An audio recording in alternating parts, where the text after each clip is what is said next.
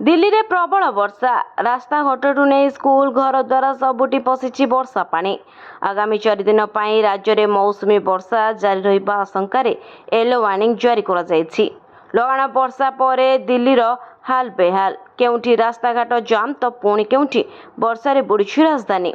घर बाहर एक प्रकार मुस्किल हो पड़ी। लघुचाप और मौसुमी वर्षार डबल माड़े बेहाल देशर राजधानी। स्कूल भितर पशिछि वर्षा पानी और सेठी बसी रही कुनी कुनी छुआ। सते जेमिति पिला मानंकु सुरक्षा पाई स्कूल प्रशासन निघा नाही।